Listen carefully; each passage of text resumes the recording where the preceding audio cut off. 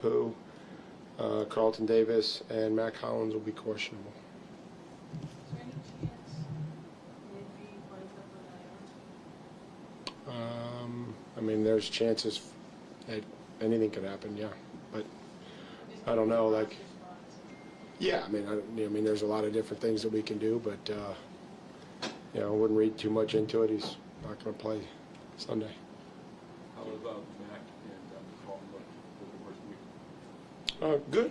I mean, they've been able to get back in there, and Carlton's working his way through protocol, and then Mac's return to play. Just like Josh Farmer and Terrell Jennings. Mike, I'm sure you've noticed a lot of people are talking about this game. How do you get the players to drown out the noise? Do you advise them to stay off their phones? Is there any special? Oh, okay, yeah, try that. Yeah, I mean, you guys stay off their phones. Yeah, I'll try that. See if that works.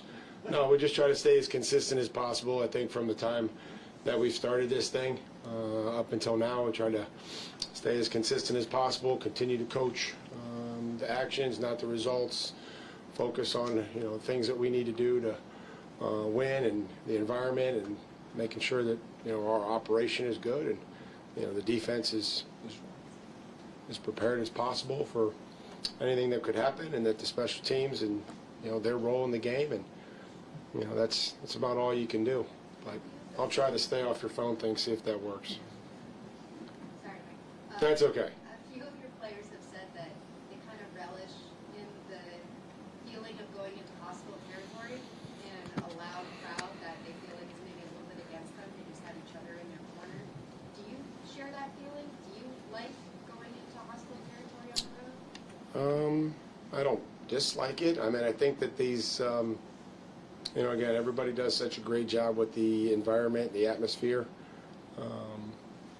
that you kind of take it all in, and that's part of enjoying everything that this is about. And as you continue to win and move on, that those are things that you can enjoy. And I know they have a lot of support from our fans and from their family, and the people that are traveling to the game. How has Darryl Taylor gotten acclimated so far? Yeah, we released Darryl Taylor. We'll put that out here at 4 o'clock, so not very well. Mike, on Landry, just how much does, you talk about the players and how happy you are for them to experience this. With your background with Harold, knowing how much he puts into it, how much does your, it's dramatic, like your heart. No, I know. It's probably not the right time to talk about it, Mike. I appreciate you bringing that up. Harold does mean a lot to me, going back a lot of years. Yeah, again, I always tell I am disappointed for people that I care about when they are frustrated or they don't feel great. So I think, we can have another conversation about it. But, yeah, I would always feel for any of our players that put a lot into it and aren't able to perform and do what they want to do and try to help the team. Mike, from a self-scouting lens, do you have to be mindful of the disguises you pair with certain coverages so those don't get repetitive? I think what you have to be careful of is that you can disguise and end up being where you need to be for your job. I think that's most important. I think sometimes you can go overboard and try to disguise and then not be able to be where you're supposed to be to do your job. So I think that's the most important thing. Rick is a finalist for MVP this year. How much is that a testament to him being set up for success in this offense, but also to his own unique ability? Yeah, again, these individual awards are, because the players went out and performed and they prepared and they had help in their preparation, but ultimately, when they score touchdowns and they run for touchdowns, and that's the players going out there and making plays, and the coaches have a small part in that, and they do a great job. But again, our success is weighed on the ability of the players to comprehend what's going on, understand it very quickly, process, and then make a play and make the correct one. With the impending storm here, do you have any idea on whether you're going to be able to get back and plan to stay another day? I think we have multiple plans of what could go on based on the weather. something that they're familiar with here. I mean, there's things I can control. Players staying off their phone and the weather, two things that I can't control. The totality of the practice week, how did you feel? Good. I'm at good energy, good juice today, great meetings. Will continues to improve in the weekend update, and that's been good to see. Mike, you've been in this game as a player and as a coach. Is there a way to fight the anxious feelings and nervous feelings that a player's going to have because of a game of this kind of magnitude? Try to keep things as normal as possible, and continue to prepare and focus on the little things as opposed to anything else. Focus on just small details of your job and how you can help contribute to our success. How do you feel Anthony Jennings has done this last week? Really well. He's going to be a game captain, and that's deservedly so. So I appreciate you asking that, Soph. And he has, again, the professionalism that he's shown throughout this entire season. Appreciate it. I appreciate him taking advantage of his opportunities, playing physical, playing on special teams, finding a role. And so, again, that was, easy pick for me this week. So I appreciate your question. Right, so in terms of substitutions, do you have a plan going in, or is that going to be something you're going to have to kind of have a feel for, given the altitude and so on? Well, we play a lot of people. You know what I mean? I think if you look and we play, a lot of people. Receivers, 50, 60, 55%. The edge guys and D-line, we play a bunch of people. So we'll have to see where we are from a secondary standpoint, but everybody's preparing as a starter, and I would say ready to go to get reps during the week. And we'll have to monitor that. No different than an injury or anything else. Jeremy Springer said that every day is fourth and one with you. I'm sure you. Did we pick it up or no? I'm assuming so. I hope so. But he said every day is fourth and one with you and just being prepared. I'm sure you kept up the pop quizzes that you had in Tennessee. But how does players or coaches being prepared with those pop quizzes translate to the field? They're not pop. By this time they know that we're going to have mental preparation on Thursdays. I just, try to make sure everybody's ready to go and that they're doing their part to help the team and be prepared. Like you've experienced playing in Denver as a player, have you shared any of those experiences with this group as to what they may be? Told them we took a safety one time and then we kicked off and we stopped them and then scored a touchdown. So never know when those situations are going to come up. Ben Watson make any T-shape? With the great effort play. No, we try to use, as of now, and again, that's a phenomenal play. Try to glorify our guys' efforts right now, and not that to discredit what Ben did that night, but try to show our guys, doing the things that we've asked them to do. So that's where we've kind of trended to lately. Yeah. Is it harder to manage the roster this time of year with some of you guys coming back and guys you might want to work with in the future? I think that there's, things that you have to have conversations about and being able to get the right group of guys, and then you start to get into the return to play guys and who do you want to help or who do you want to try to use and get back, and then who can you elevate, different things like that. So, yeah, that's all part of it. As you get later on in the season, the return to play guys could increase. You trust team identity, players having fun out there. Is the touchdown celebration part of that? We saw you do it as a player. We even see you on the sidelines, kind of having fun with the guys. Any favorites? Anytime we score, I'm excited as long as it doesn't hurt the team in a negative way and give us a penalty. So, we've talked about scoring touchdowns in this league and being excited. We can go all the way back to training camp and have that conversation. So just believe that we're going to score them and find a way to score them, and then let the guys have fun. Mike, maybe this is a question better for asking you, but what would it mean to you to lead this group of guys to a Super Bowl? I probably haven't thought about it a whole lot, just being in the preparation of staying in the present and what we need to do today, and you know, what time I'm gonna get a haircut and all that other stuff to stay on schedule. And you know, I just enjoy coaching these guys. You know, I mean, it's you know, you probably take it for granted, you know, coaching, and then getting another opportunity, and I've told them that. And so to do it with guys that are fun to be around, and you know, I mean, again, nobody takes themselves too seriously, and they give it to me, I give it back to them, and you know, we try to get ready to go play a game. Why is the bond practices of a team so important to build a championship style roster? It feels like that's pretty consistent. Well, you go through a lot. You know, you go through a lot, and games are tight, they're close, there's good times, there's bad times, there's things that happen through the course of the year that you can't account for off the field, on the field, there's injuries. You know, it's just every week is its own little saga. And so, you know, the closer that you can become, kind of helps guys get through, helps coaches get through, you know, just the rigors of this league, as opposed to just being a bunch of independent contractors. Have a good Friday.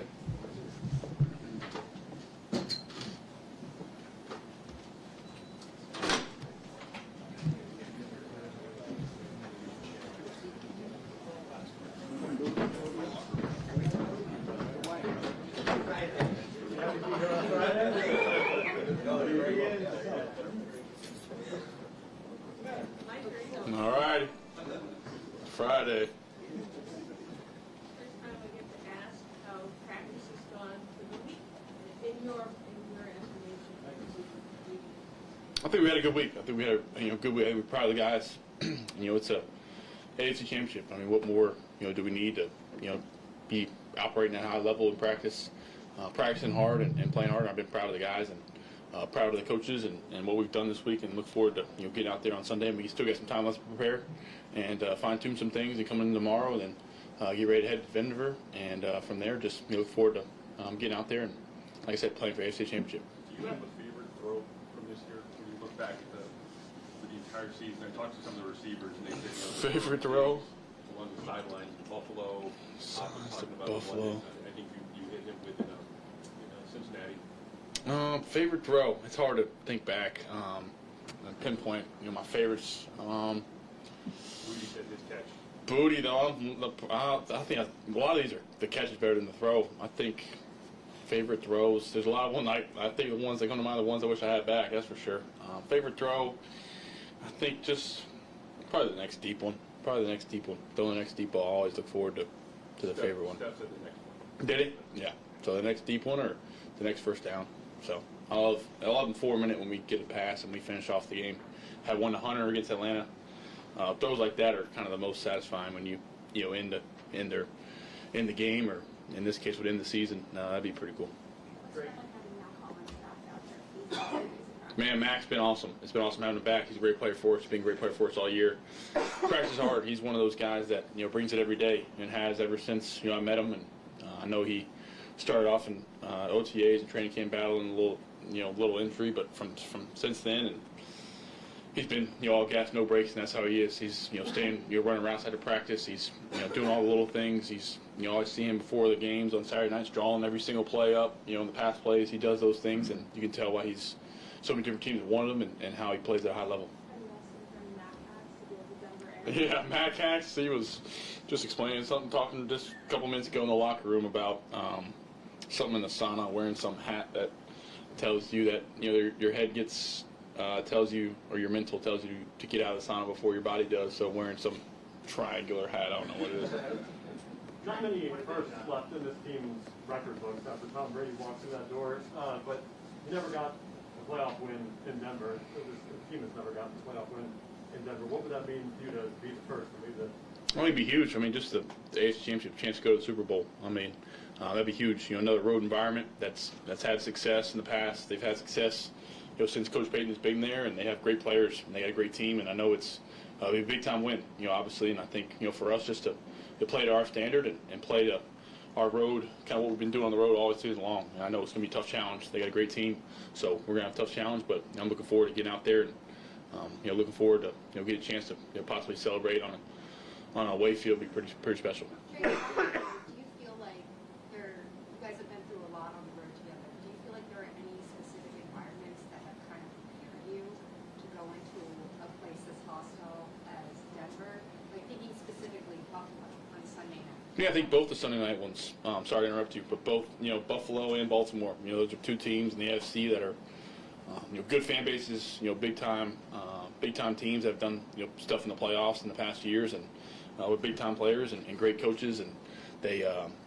I think that environment helped us. The Buffalo game was tight, was ugly in the first half, and the second half was cool, was special. We had to go on a game-winning drive, and the same deal in Baltimore. We were down early, got down in the second half, and had to storm back. So we've been on the road, we've been up the whole game. We've had times where we had to battle. So what Coach Vrabel's been saying, we've seen a lot of things this year, a lot of different scenarios, a lot of different game situations, and I think we're prepared for a lot, and looking forward to what this team's going to show on Sunday. Drake, 2 weeks ago, you reported that without a playoff game. Now you've gone through a couple of weeks and getting ready for the AFC Championship game. What have you learned about being a playoff quarterback that maybe you didn't know that will help you to get ready for Sunday? I don't know if as much as I didn't know, just what I didn't feel. I think the feeling of the intensity, the pressure, the wanting to win so bad, that's the biggest thing. Everybody on that field wants to win, and I think the biggest thing is just the fan bases, especially our home games. They always talk about the importance of home playoff games. I didn't really understand that until I was in one and understand what the crowd can do and what the feeling like is going to be going on the road in playoff games. Looking forward to experiencing that, and really I think just you got to play at a high level. And those few plays you have back, I can think of a few from the past few games I played in that I missed some touchdown throws or missed a guy in a read or put the ball on the ground, little things like that. How costly they can become, and they haven't become before us yet, but they could become down the road of protecting the football and little things like that. How important those things are. Drake, with the biggest game of your life coming up, how do you block out the noise? Do you try to stay away from seeing the experts talk and all that? Shoot, I'm not worried about what everybody else thinks. Worry about people in this locker room, in this building. It's the biggest game because it's the next one. And I think that's the best mentality for this team, and we've had that mentality all year long. And I've been proud of how we've approached that. I'm looking forward to getting another chance. What have been your keys preparing for throughout the course of the postseason? Whether it's playing the first playoff game, now going the biggest game on the road, the altitude which you haven't been accustomed to in the past. How have you gone about making sure you're ready for these types of moments? I think you just prepare. I think prepare and trust your teammates. I think prepare and trust confidence in myself. I'm my type of play style as a quarterback. I'm go out there and have full confidence in myself for the next throw, the next play, the next time I scramble and run, or the next time I do something to try to make a play. I'm gonna have full confidence in myself and trust in my teammates. I think that's the biggest thing going into a game like this. Don't lose sight of that, and don't lose sight of what got you here. And try not to make it as big as it is. It's already a big game, so you know that. So just go out there and do my part. And I think that's what we're trying to preach in the offensive room, especially do our part. And when we're all 11 on the same page, we're pretty tough to stop. Has it felt kind of like a baptism by fire, just the defensive fronts you have faced in the playoffs so far, and how has that helped you get ready for the Denver defense?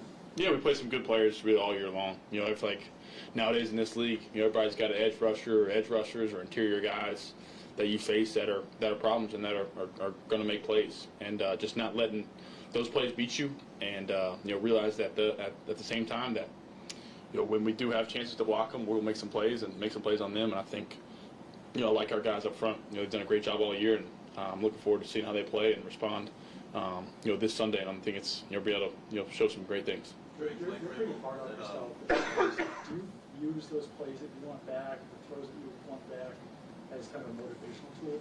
I think it's always motivational. Why?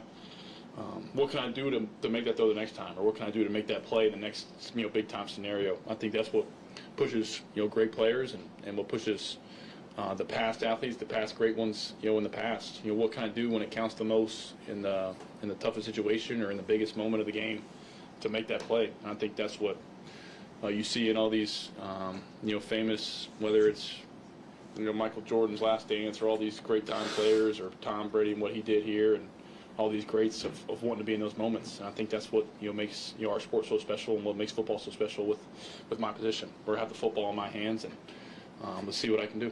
Vrabel is on record saying that he would cut off a part of his finger for a Super Bowl. Would you sacrifice anything for a Super Bowl? Part of my well, he doesn't throw the football, so maybe something on the left hand. But It doesn't have to be a finger.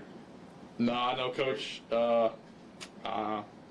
I'll do a lot for the Super Bowl. I won't necessarily say what limb or whatever Coach is talking about, but no, I think this is what you play the game for, and this is what makes the National Football League what it is. I mean, it's special. Great coach talks about having fun. Do you have a favorite TD celebration you see your teammates pull off? Favorite TD celebration? My wife had asked me what this meant last night. I didn't really have an answer either. Favorite TD celebration? I always think Hunter's jump spike is pretty cool. I try to give it to the big linemen, let them spike it. I love seeing them spike it. Other than that, I think one of these times I'm gonna launch the football as far as I can after I score. So see when that shows up. Any other celebrations? The Superman one against the Panthers. Yeah, I think Booty. I like what Booty did last week when he just stood up and kind of was looking around. I thought that was cool. Pop's the best dancer on the team. I think he just needs to dance every time he scores. Big Willie in New Orleans hit whatever he hit. I don't even know what it's called.